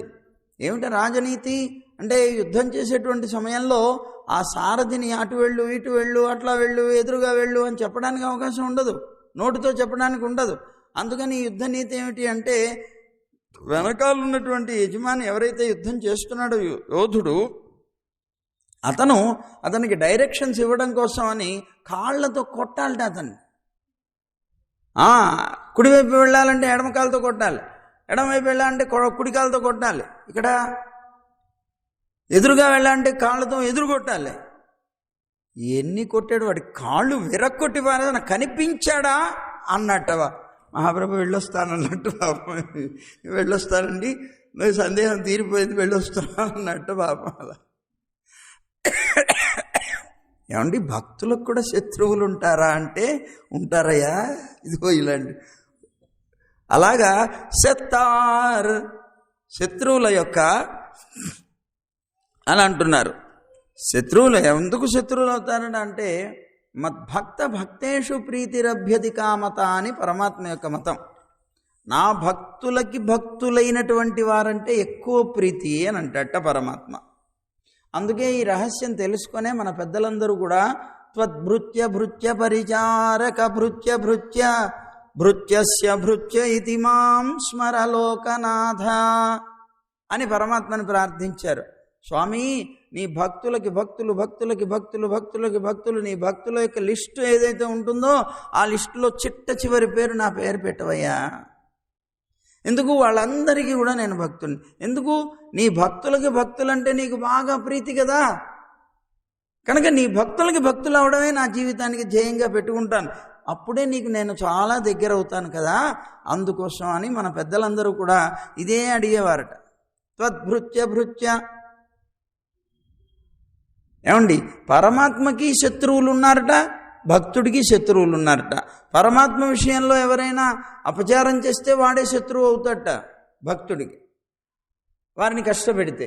మరి భగవంతుడికి ఎవరండి శత్రువులు అంటే, భాగవతోత్తములైనటువంటి వాళ్ళకి ఎవరైనా కష్టం కలిగిస్తే వాళ్ళు శత్రువులు అవుతారట. దుర్యోధనుడి దగ్గరికి వచ్చాడు కృష్ణుడు, ఎందుకు?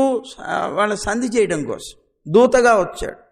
దూతగా వచ్చినప్పుడు దుర్యోధనుడు అన్నట్ట, కృష్ణ, నువ్వు ఇవాళ మా ఇంట్లో నువ్వు సాపాటు చేయాలయ్యా, నీకోసం మహా గొప్పదైనటువంటి విందు ఒకటి ఏర్పాటు చేశాను. వీడు ఆ కృష్ణుడికి విషాన్నం పెట్టేసి చంపాలనేటువంటి ఉద్దేశ్యం. ఒకవేళ అలా కుదరకపోతే సభలో బంధించాలి అని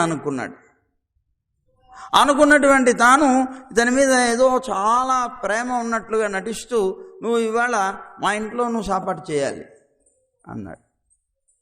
అంటే కృష్ణుడు అన్నాడు, నేను చెయ్యనన్నాడు. ఎందుకని అని అంటే, ద్విషదన్నం నభోక్తవ్యం ద్విషం చైవ భోజయేత్ అన్నట్ట. ద్విషదన్నం నభోక్తవ్యం అన్నాడు, శత్రువుల యొక్క అన్నాన్ని తినకూడదయా అన్నట్ట. అదేమిటి కృష్ణ అట్లా మాట్లాడుతున్నావు? నీకు మేమెలా శత్రువులం అయ్యాం? నీకు మేము శత్రువులం కాదు. మేమన్నా అపకారం చేసావా? నువ్వు మాకేమన్నా అపకారం చేసావా? నీకు మాకు ఏమన్నా లావాదేవీలు ఏదైనా అయ్యి శత్రుత్వం వచ్చిందా? ఎలా వచ్చింది శత్రుత్వం? నీకు పాండవులు ఎలాగో మేము కూడా అలాగే కదా, మరి నీకు మాకు శత్రుత్వం ఏమిటి? ఎందుకు అన్నావు ఈ మాట అన్నట్ట. అంటే ఈయనన్నట్ట, పాండవాన్ ద్విషసే రాజన్ మమ ప్రాణాహి పాండవాహ అన్నట్టు. నువ్వు నాకు శత్రువు ఎలా అయ్యావు అనంటే, పాండవులకి నువ్వు శత్రువు అయ్యావు కనుక. పాండవులకి శత్రువు అయితే నీకు నేను ఎలా శత్రువు అవుతానంటే, మమ ప్రాణాహి పాండవాహ, నా పంచ ప్రాణాలు పాండవులంటే మరి నాకు శత్రువు అయినట్లే కదా. పాండవులకి శత్రువు అయ్యావంటే నాకు శత్రువు అయినట్లే. ఎందుకు పాండవులు పంచప్రాణాలు అయ్యారు? ఆయన మీదనే పూర్తిగా తమ సర్వస్వం సమర్పించి జీవించేటువంటి మహానుభావులు వాడు.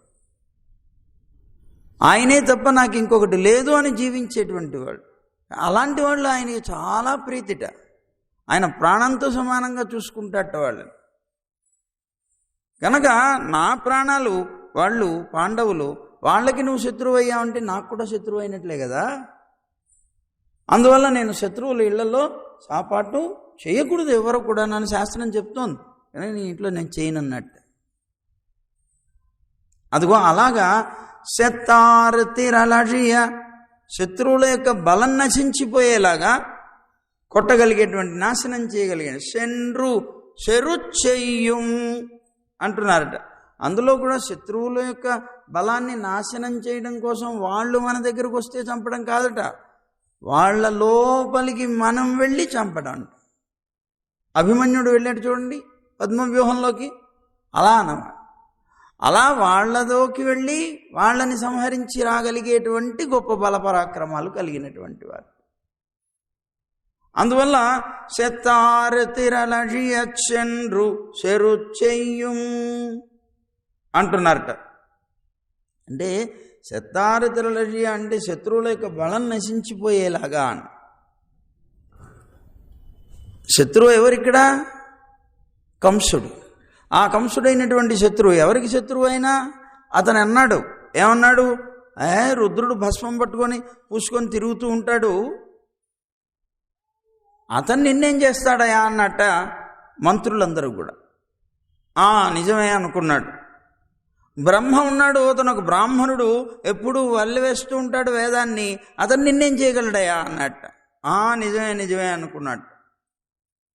ఆ దేవేంద్రుడు ఉన్నాడు, ఎప్పుడు అప్సరసలతో తిరుగుతూ ఉండేవాడు, అతను కూడా ఒక బలపరాక్రమాలు కలవాడా, నీ ముందు నిలబడగలడా, ఏమిటయా నువ్వు ఆయనకి భయపడాలి అన్నట్ట. మరి వీళ్ళందరినీ ఆ విధంగా అన్నాడు అంటే పరమ భాగవతోత్తములైనటువంటి వాళ్ళని అంటే తాను ఊరుకోలేడు. అలాగే ఇక్కడ భక్తులైనటువంటి వాళ్ళు ఇప్పుడు గోపికని లేపుతున్నారు కదా, వాళ్ళ ఇంటిలో ఉన్నటువంటి వ్యక్తుల గురించి చెప్తోంది. శత్తార్ తిరలజియచెండ్రు, అలాంటి శత్రువైనటువంటి కంసుడు ఎవరైతే ఉన్నారో అతన్ని కూడా అతని దగ్గరికి వెళ్ళి చంపడానికి సామర్థ్యం కలిగినటువంటి గొప్ప సమర్థులట ఈ ఉన్నటువంటి రేపల్లలో ఉన్నటువంటి వాళ్ళందరూ. కుత్తముండ్రిల్లాద, అంత గొప్ప పరాక్రమం.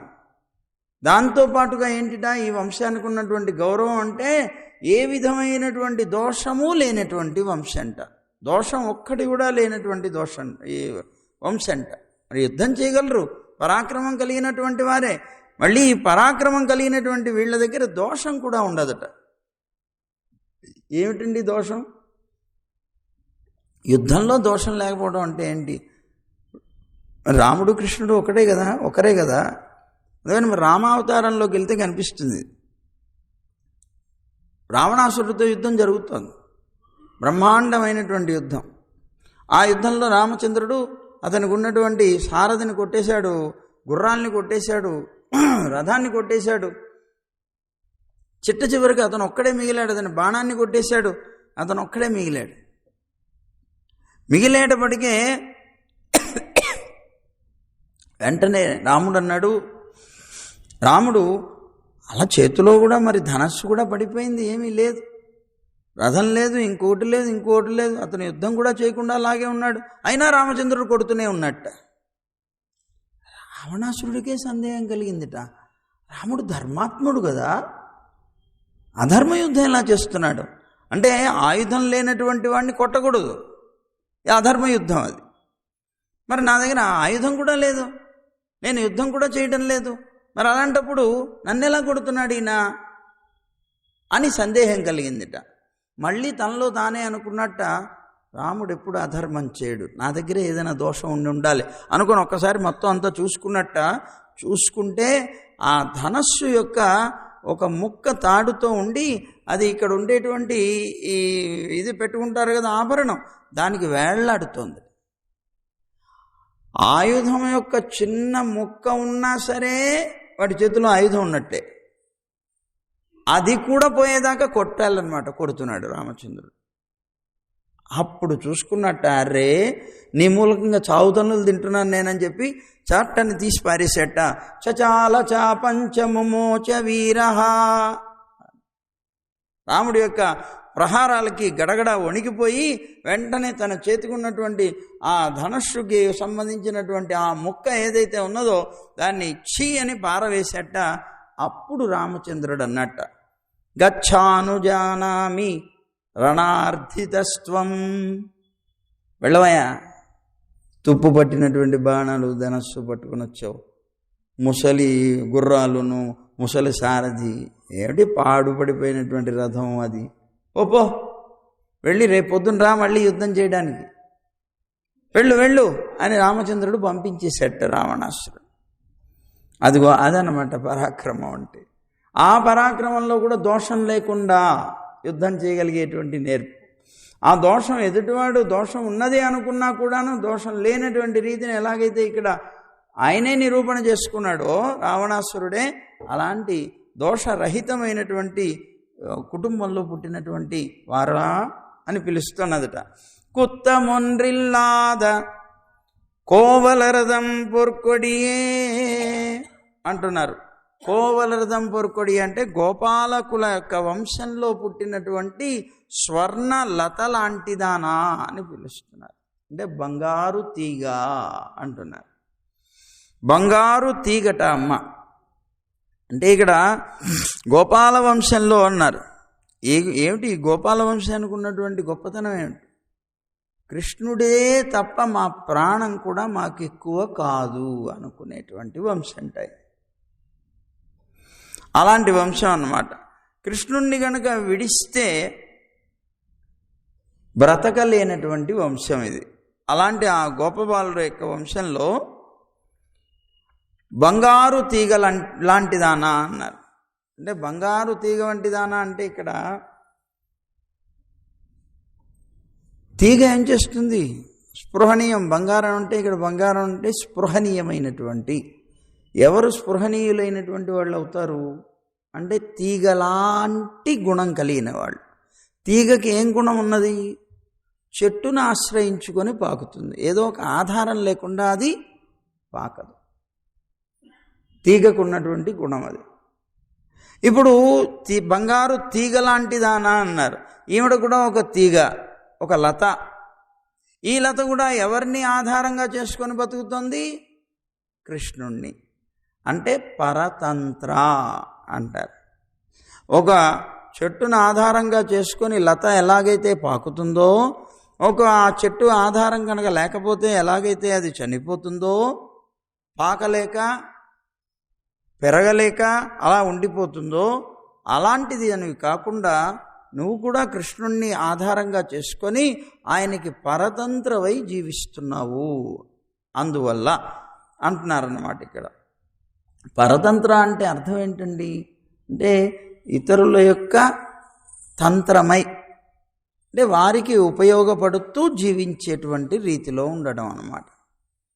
అలాంటి స్థితిని అంటే వారిని ఆధారంగా చేసుకొని బ్రతికేటువంటిది అని అన్నమాట. అలాంటి స్థితిలో ఉన్నటువంటి దానా అన్నారు. మరి అలాంటి స్థితిలో ఉండేటువంటి వాళ్ళు ఎలా ఉండాలి? పరమాత్మకి పరతంత్రలై జీవించేటువంటి వ్యక్తులు ఆ పరతంత్రత పరమాత్మ వరకే కాదు, భగవద్భక్తుల దాకా కూడా వెళ్ళాలి. ఎందుకు? భగవంతుడి యొక్క భక్తులంటే, నా భక్తులంటే నాకు ఎక్కువ ప్రీతి, నా భక్తులకి భక్తులైన వారంటే నాకు ఎక్కువ ప్రీతి అని. కనుక అలాంటి భక్తులైనటువంటి వాళ్ళని ఎప్పుడూ కూడా వదలకుండా ఉండేటువంటి దానా అని ఒక అర్థం అన్నమాట. అలాంటి దానివి పెద్దలందరూ అడిగారు కదా, అడియారుగల్ కుజాంగల్ ఉడన్ కూడువదెన్నుకొలో. అడియారుగల్ కుజాంగల్ అంటే భాగవతోత్తములైనటువంటి వాళ్ళ యొక్క సంఘంలో ఉడన్ కూడువదెన్నుకొలో, ఎప్పుడు నేను చేరతానో కదా, ఆ భాగవతోత్తముల యొక్క గోష్ఠిలో నేను ఎప్పుడు చేరతానో కదా అనుకున్నటువంటి పెద్దల యొక్క మాట ఏదైతే ఉన్నదో ఆ మాటకి తగినట్లుగా నువ్వు ఉండాలి. ఎందుకు? భగవంతుడు ఒక్కడే కాదు ఆధారం, భాగవతోత్తములు కూడా ఆధారమే కనుక అలాంటి నువ్వు బంగారు తీగ లాంటి దానివి కనుక మరి ఆధారమైనటువంటి చెట్టునే వదిలేస్తే మరి మేమంతా కూడాను ఆ పరమాత్మని నమ్ముకొని బతికే వాళ్ళమే కదా. మేమందరం వచ్చి నిన్ను ఎంతసేపటి నుంచి పిలుస్తున్నాం. నీ యొక్క తత్వం ఎలా ఉండాలి? పరతంత్రమైనటువంటి నువ్వు ఎప్పుడూ కూడా భాగవతోత్తములైనటువంటి వాళ్ళని వదిలివేయకూడదు, వాళ్ళని ఆశ్రయించుకొని బతికినప్పుడు. మరి మమ్మల్ని ఏమో ఇంతసేపు మేము వచ్చి గొడవ పెడుతున్నా, తలుపు కొడుతున్నా, ఏం చేస్తున్నా పట్టించుకోకుండా అలా ఉండిపోయావు, ఇది నీకు తగిందేనా అని చెప్పడం కోసం అని చెప్పి బంగారు తీగ లాంటిదానా అన్నారు. అది గుర్తు చేయడం అన్నమాట. అని కోవలరదం పొర్కొడియే అన్నారు. సరే, ఇంకా మనం చెప్పుకోవాల్సింది ఇంకా ఉంది. ఈ పాసురం మనకి సమయం 8 అయిపోతుంది కనుక దూరం వెళ్ళవలసినటువంటి వాళ్ళు ఉంటారు కనుక ఇది మళ్ళీ రేపు పూర్తి చేసుకుందాం. సర్వం శ్రీకృష్ణార్పణమస్తు.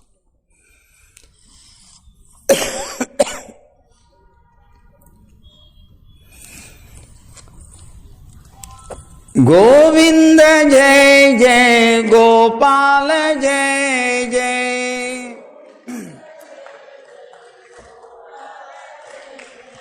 గోవింద జయ జయ గోపాల జయ జయ,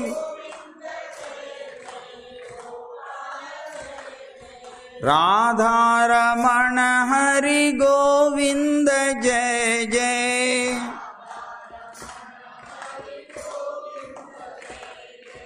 గోవింద జయ జయ గోపాల జయ జయ,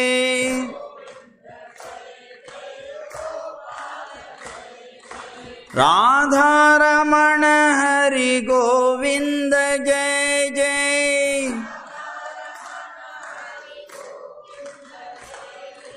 గోదారమణ హరి గోపాల జయ జయ,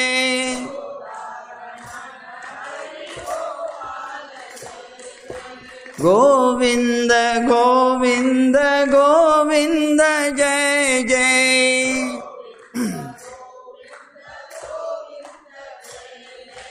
గోపాల గోపాల గోపాల జయ జయ,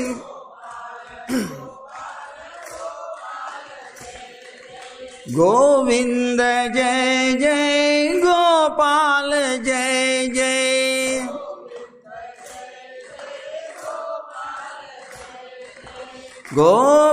గోవర్ధనోద్ధార గోవింద జయ జయ,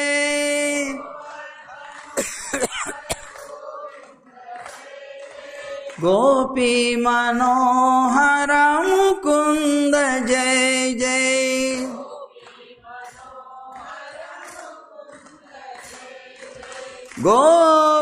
గోవర్ధనోద్ధార గోవింద జయ జయ,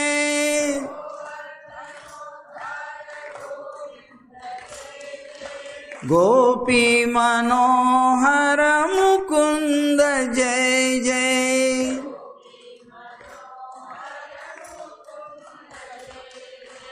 గోవింద జయ జయ గోపాల జయ జయ,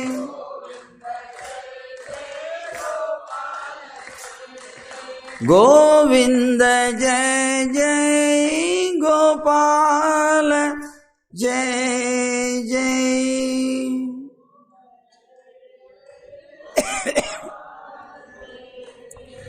జై గోవింద, జై జై గోవింద, జై జై జై గోవింద, జై శ్రీమన్నారాయణ, జై జై శ్రీమన్నారాయణ, జై జై జై శ్రీమన్నారాయణ. సర్వం శ్రీకృష్ణార్పణమస్తు.